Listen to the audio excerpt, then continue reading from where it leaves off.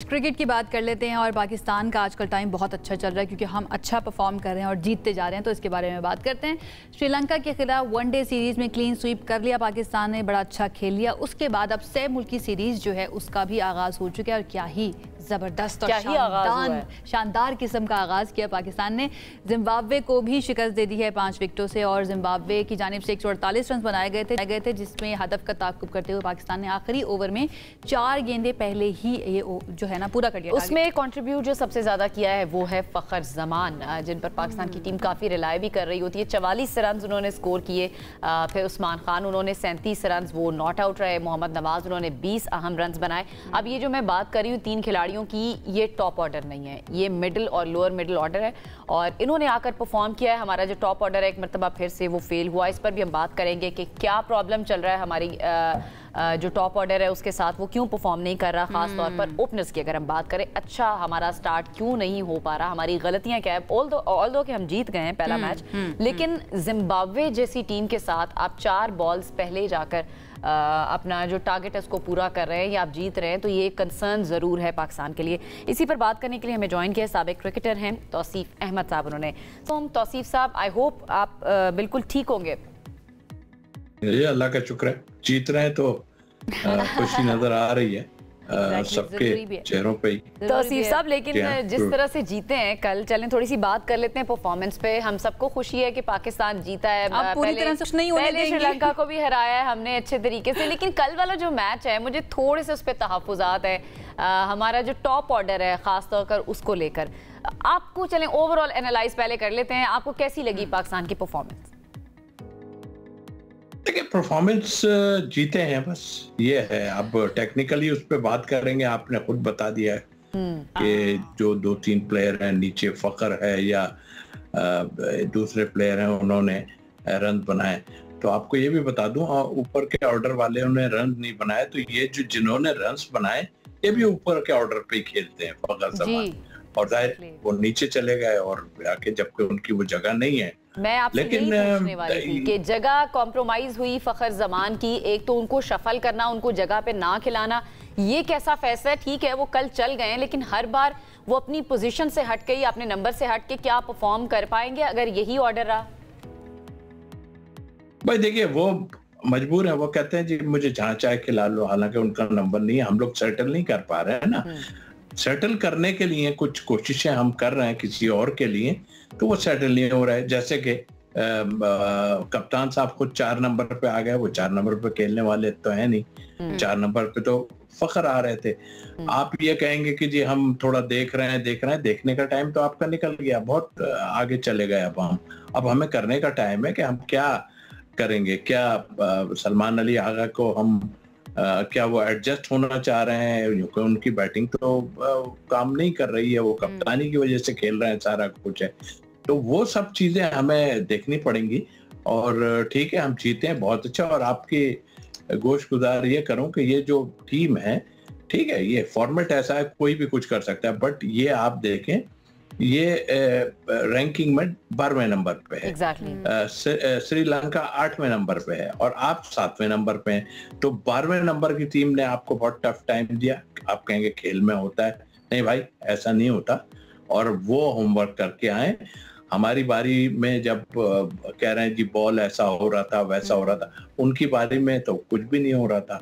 और वो तो आपने देखा कि 60 रन की उनकी ओपन की पार्टनरशिप लगी, जिसकी आप अभी बात कर रहे हैं कि हमारे ऊपर के प्लेयर नहीं। तो ये आज से नहीं, काफी टाइम से हो रहा है।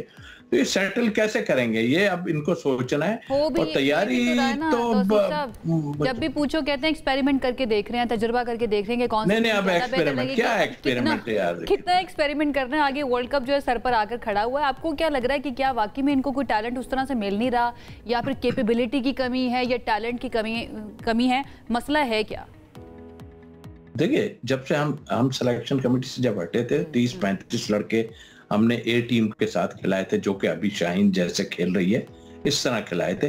वही लड़के जो है घूम फिर के आ रहे हैं। उसमें एक मिर्जा फास्ट बॉलर जो है उनको वो इंक्लूड हुए हैं, और एक हसन नवाज हैं, वो हमें नजर आए नए। बाकी सब वही प्लेयर खेल रहे हैं। तो इट मीन्स कि आपने टाइम पे आन के होमवर्क करना शुरू कर दिया और आपने जो है वो टीम बनाने की कोशिश कर रहे हैं। आप टीम बनाने की कोशिश ही नहीं कर रहे हैं। आप टीम क्या बना रहे हैं? आप मुझे बताइए ना कि फास्ट बॉलर है, अगर घबरा रहे हैं उसको आप बिठा देते हैं और उसके बाद वो फिर आन के परफॉर्मेंस दे देता है। और फिर इसी तरह आप जो मिर्जा जो है फास्ट बॉलर, उसको आप सही यूज नहीं कर रहे।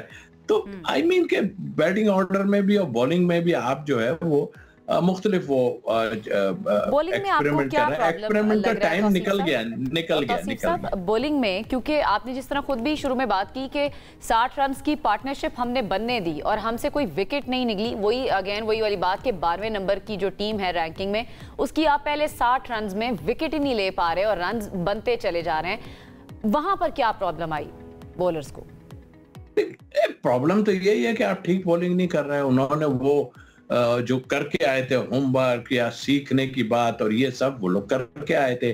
उन्होंने जिस तरह की क्रिकेट खेली है वो तो हमारे मेन बॉलर्स को उन्होंने जो है काफी मुश्किल डाल दी, इतनी के आपको इतनी मार पड़ी कि आपका मेन बॉलर जो है वो साइम अय्यूब नजर आने लगा है आपको कि जी वो आन के आउट करता है आपको। वो स्पिनर्स आउट ना करें तो वो तो 180 तक चले जाने थे मेरे हिसाब से, और वो आपके लिए बड़ा ही मुश्किल था। ये भी आप 4 बॉलें पहले जीतते हैं तो आपकी बैटिंग भी जो है प्रॉब्लम कर रही है, बॉलिंग में भी आपको प्रॉब्लम हो रहा है। कहेंगे इजी आप नहीं ले सकते भाई। ये जो छोटी टीमें हैं फॉर्मेट में।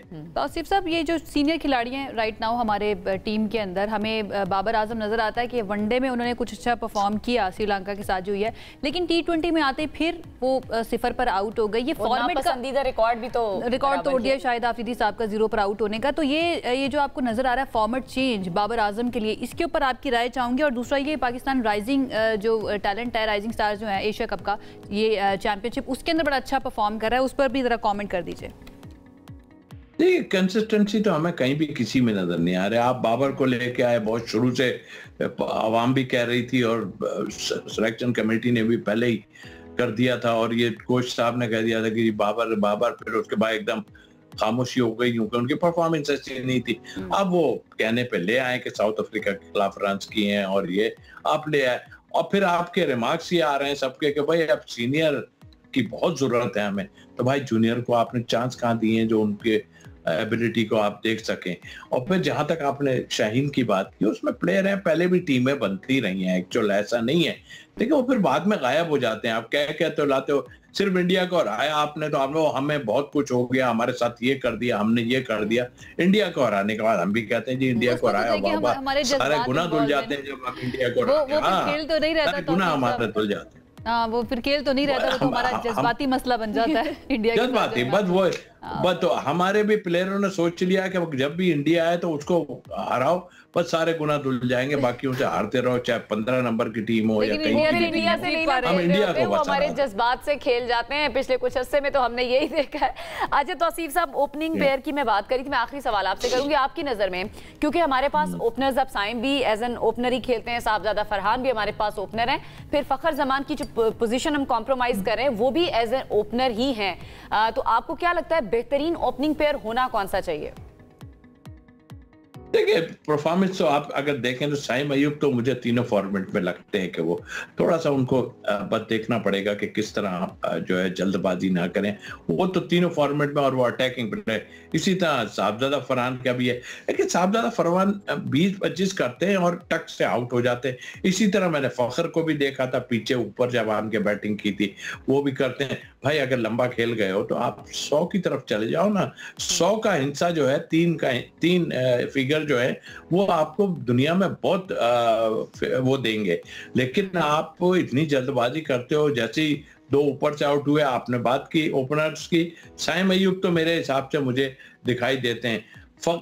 जो है साहबजादा फरहान को थोड़ा सा और अब आप टाइम मिला है, पाकिस्तान को काफी मैचेस हैं तो इनको देख लें, वरना नजला मुझे लगता है कि साहबजादा फरहान पे गिरेगा और फिर जो है वो आप देखेंगे फखर ऊपर आ जाएंगे।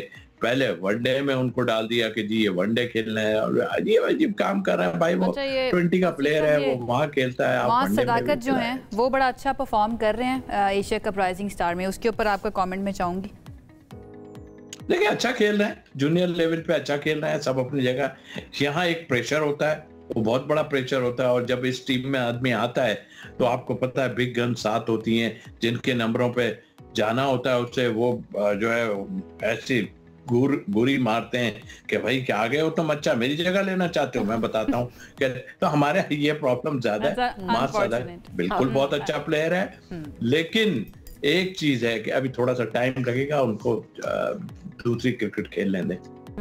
बिल्कुल ऐसे। और वैसे अभी इंडिया को हरा कर आए हैं, लेट्स होप कि वो उनको जो है ना सही तरह से गाइड भी किया जाए। अदरवाइज होता ही है ना हमारे यहाँ पर तौसीफ साहब खिलाड़ी ज़ाया हो के ऊपर खिला दिया जाता है, या फिर एक सेंचुरी बनाने, जैसे फ़खर ज़माना में याद है वो चैंपियंस ट्रॉफी में एक सेंचुरी के बाद ही उनका बोलबाला हुआ था। लेकिन बहुत शुक्रिया आपका, तौसीफ अहमद साहब हमारे साथ मौजूद थे और बड़े तरीके से उन्होंने हमारे सारे सवालों के जवाब भी दिए हैं और अपनी राय भी आपके सामने रखी है पाकिस्तान क्रिकेट की परफॉर्मेंस के बारे में। लेकिन अच्छी खबर ये है, अब हमें थोड़ा सा खुश होने दें और आप भी खुश हो जाइए कि पाकिस्तान जीत गया।